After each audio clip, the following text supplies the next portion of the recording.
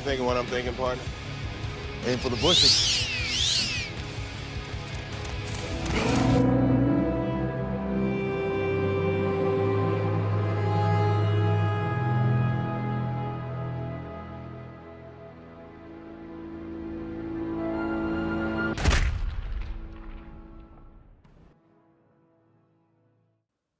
Long has the redditor and neckbeard maligned the newer entries of the Elder Scrolls series. Skyrim is for babies, the incel cries. Todd gutted the rich RPG mechanics, the forlorn basement dweller decries. Most so-called morrowboomers hate on the newer entries of the series with a seemingly unwarranted vitriol. I mean, Oblivion and Skyrim are two of the best-selling RPGs of all time. Surely, two games with glowing critical reviews and unparalleled commercial success can't be outmatched by a 25-year-old relic made by a comparably undersized team on a shoestring budget. But what if they're right? What if this outdated game these chuds hold in such high regard really is Todd's gift to humanity? Of course, it's a lot more complicated than that, and my goal in this video is to truly answer the question and determine if Morrowind truly is the best game in the Elder Scrolls series. Before this video starts, I do want to sincerely thank all of you for helping me get to 100 subscribers. I really do appreciate it, and if you're new here, please like and subscribe. Morrowind released in a really interesting time in AAA gaming. It's old enough that it didn't have to make hundreds of millions of dollars to make back its bloated budget, and thusly it didn't have to have as much universal appeal as a game released in the current year. Yet it's new enough that it's reasonably approachable to the average consumer and relatively playable on a modern machine. Though we'll get a little bit deeper into that later. It truly stands on the shoulders of giants, sourcing obvious inspiration from the CRPGs of the 80s and 90s, as well as their tabletop counterparts, but still clearly inspires most of the modern RPG landscape. It was released as the last hope to save a failing company, a last hurrah of a dying developer. Due to two massive flops from the Elder Scrolls Adventures games, Bethesda's future was uncertain, and Morrowind was their ace in the hole. It absolutely had to be a success. So, what type of game comes out of a situation such as this? Well, as it turns out, a damn good one. Whether it be the somewhat rushed development cycle, the technology afforded at the time, the desperation, the game design conventions of the time, or any other individual factor, something about Morrowind struck gold. It was released to commercial and critical success the likes of the Elder Scrolls series and even Bethesda as a whole had never seen. Now, Morrowind, like many games of its vintage, is a bit of a fickle mistress. You aren't explicitly required to download a full engine overhaul for it to run well like some of its contemporaries, but you do have two main options when playing the game if you want to use modern high-resolution displays and higher refresh rates. Now, the old way of doing things is with the Morrowind graphics extender, a fan-made mod that allows for previously mentioned modern amenities. This, of course, comes with the downside of using the original Morrowind engine that it shipped with all the way back in 2002. It's serviceable and more than playable, especially once you've installed both the official and unofficial patches, but still, it's not the most stable experience and not the easiest to set up for the casual player. The popular way of doing things these days is through the installation of OpenMW, a fan-made modification of the Gamebryo engine. It's much more stable and has plenty of fixes pre-installed straight out of the box. For this playthrough, I decided to use the OpenMW engine, but kept most of the fixes off and used the default render distance, as I wanted as close to the vanilla Morrowind experience as possible, while keeping the bug fixes that come with the engine overhaul. I did play in widescreen resolution though, so unlike my Daggerfall and Arena reviews, you won't have to put up with the lower resolution 4x3. Character creation in Morrowind is largely similar to Daggerfall, in that it obviously wears its pen and paper influences on its sleeve. However, it's executed in a much more immersive way, with your character slowly being built up as your in-universe self fills out forms to be released from prison. Unlike Daggerfall, in Morrowind, each race has its own unique set of attributes that slightly change the way the game can be played. All the different races are slightly better at different playstyles, but it's not a choice with a hugely dramatic impact, as anyone of any race can enter any guild or house and ascend to any rank and complete any quest. The preset classes are, like in previous entries, good starting points, especially if you wish to roleplay a certain background or career. It's important to pick a weapon type that you'll actually use, as the hit chance is largely governed by your skill with a certain weapon type. This can quickly remedy a common complaint with the game, being its combat, which we'll talk a little bit more about later. All in all, I think as long as you have an idea for the character you want to play, it's somewhat difficult to make an entirely unplayable class in Morrowind. Pretty much anything I've tried, all the way from a gameplay-focused paladin-type melee class with a few healing spells to as goofy as a naked boxer, pretty much everything is playable after a few levels.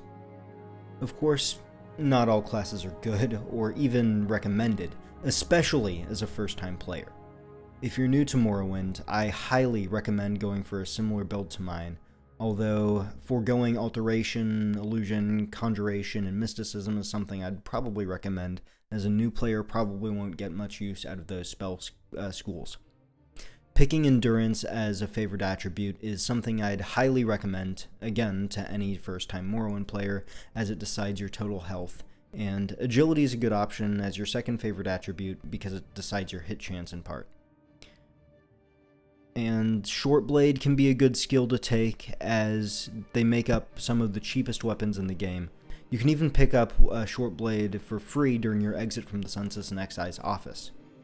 Probably the most important part about the classes, though, is even though they affect how you level and how quickly your skills level, you can level any skill all the way to 100, no matter your chosen class or skills during character creation, so you're never 100% locked into your choices at the start of the game. Other than, notably, with the game's various star signs. Each of the different birth signs give varying bonuses, such as slight bonuses to attack with the warrior sign, personality and endurance bonuses with the lady, or speed bonuses with the steed. Others give abilities that use no magicka, like the thief getting a sanctuary ability, or the serpent getting a poison damage ability, but the one I went with was the Atronek. If you've seen my previous playthroughs or tuned into my streams at twitch.tv/geekssbm, you may have noticed that I've been playing classes that give me two things: an intelligence multiplier for my magicka and spell absorptions. The Atronek functions as Morrowind's version of that, giving me an, albeit slightly toned down from the previous games, 2x intelligence and spell points, and 50 points of spell absorption, with the downside of not being able to naturally regenerate spell points. This allows me to cast more powerful spells more often, and I don't have to worry nearly as much about late game enemies because I absorb about half of the spells that hit me, regenerating my magicka. Using this does mean a large portion of my early game budget went to restore magicka potions, but in my opinion, it's more than worth it for any Morrowind spellslinger. Once you step out into the island of Vardenfell, you're more or less free to do whatever you want, with only a bit of direction given in the form of a package addressed to one Caius Cosades. This is, in my opinion, Morrowind's biggest strength. Not only does it trust the player to be able to do what they want, when they want, it doesn't rely on quest markers or have some kind of in-game GPS system. Morrowind gives you freedom and respects your intelligence enough to let you do with it what you want, when you want, and how you want. It carries this design ethos into pretty much every quest in the game, and gives you an immersive sim-like toolbox in the form of your character to do it. One of my favorite examples is the first quest in the Thieves Guild, in which you have to steal a diamond from an alchemist in Balmora. The thing is, any diamond works, so if you've already found one, you can complete the quest with it, or even buy a diamond directly from the alchemist you're supposed to be thieving from. The freedom in Morrowind is informed more by the toolkit your character has and the different build options available, rather than by the level design or character interactions. With the huge range of enchantments, potions, and spells, your character really can become pretty absurdly strong. My favorite way of doing this is with potions, which, with enough intelligence, can be used to make absurdly powerful effects. With countless cellars of alchemy ingredients around the map and plants growing pretty much everywhere, potions allow for easy production of powerful magical effects without the use of magicka and without having to worry about spells fizzling.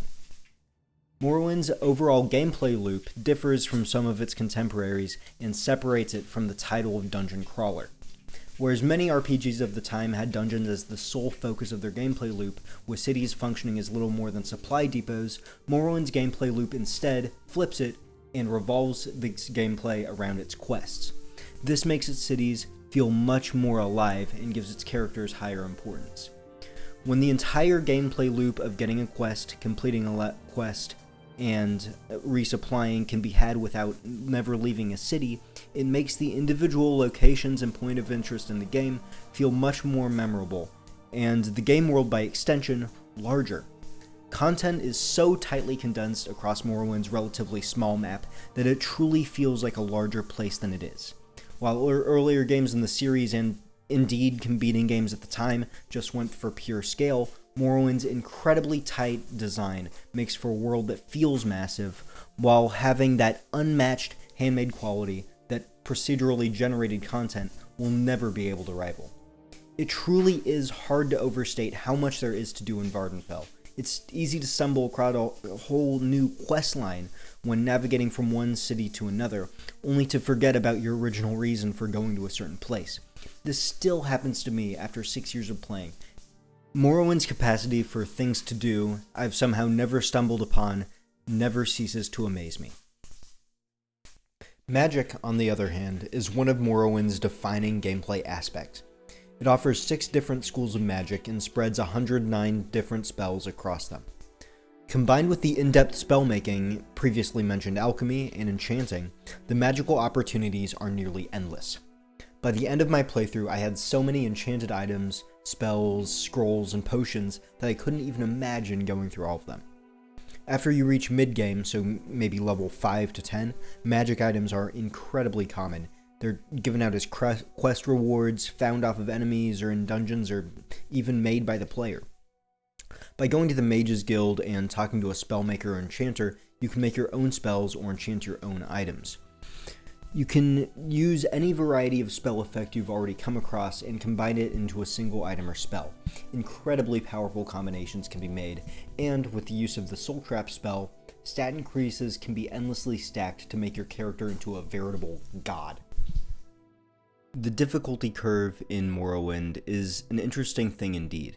At the start, it's hard as nails. Most of your attacks miss, spells fizzle, and you can be slain by even the lowest level human enemy.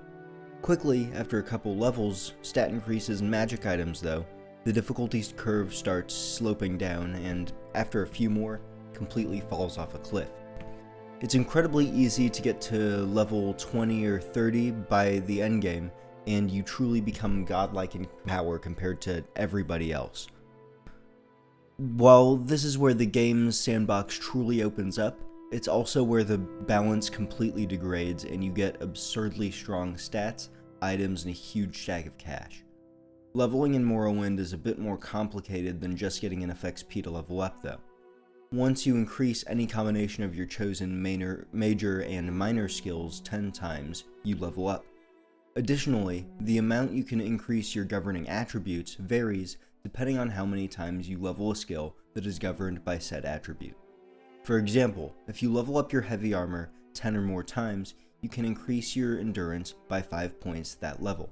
This can be done for up to 3 separate attributes, allowing for a total of 15 points of attribute increases every single level. Now, you might be able to see a small flaw with it.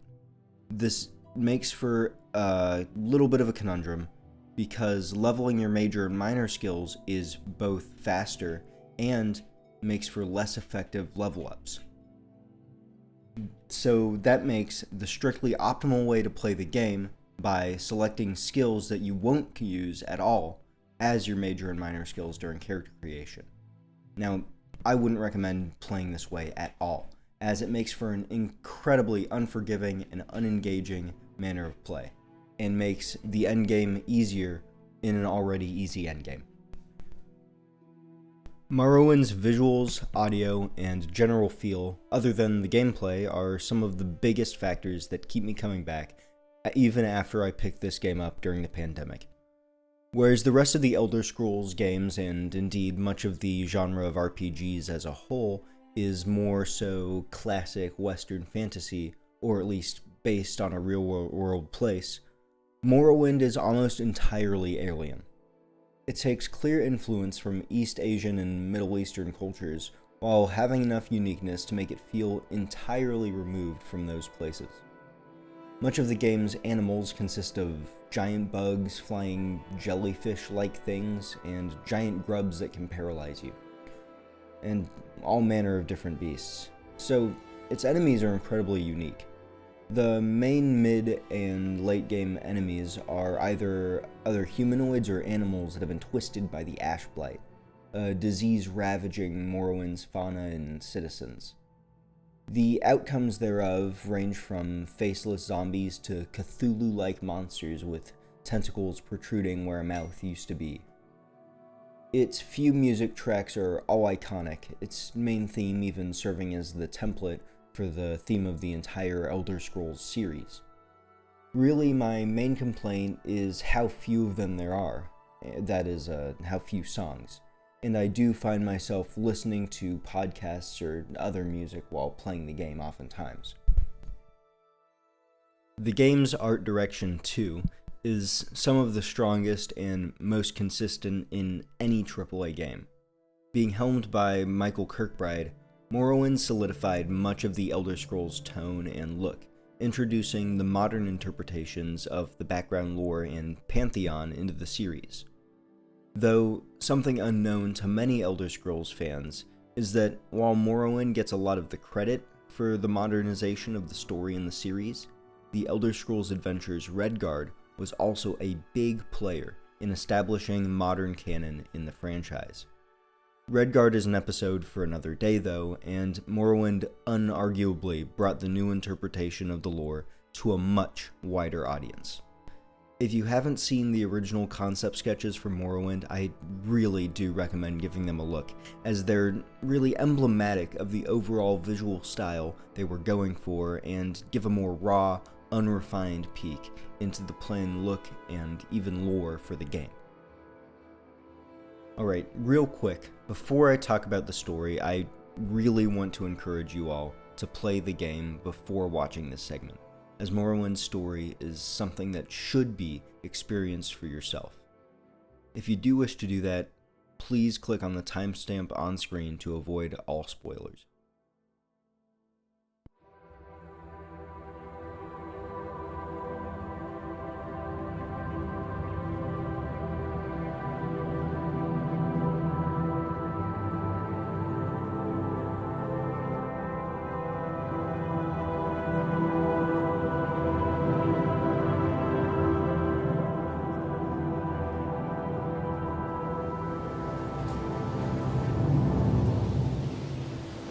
They have taken you from the Imperial City's prison, first by carriage and now by boat.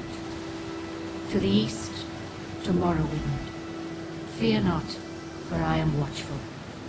You have been chosen.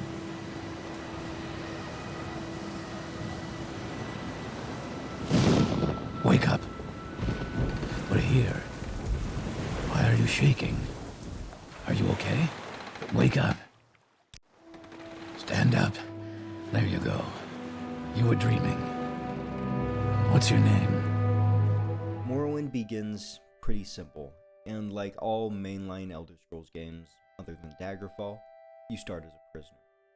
You've been pardoned by the Empire for unnamed crimes, and released into the island of Ardenfell to deliver a coded message to one Caius Cosades.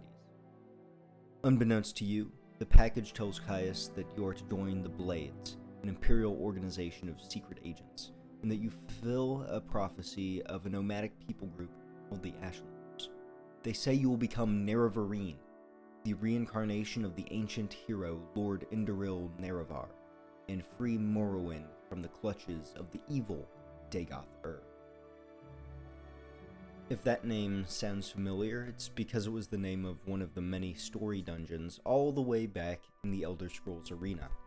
Well, this time, rather than containing just a piece of the Staff of Chaos, it contains the big bad of the game by the same name. At the start, you're just a nobody, doing minor tasks for the Blades and the different guilds and houses scattered around Varden, but you eventually start building enough renown and rapport that Caius tells you the truth about your situation, and sends you to seek the guidance of a wise woman, the Ashlanders.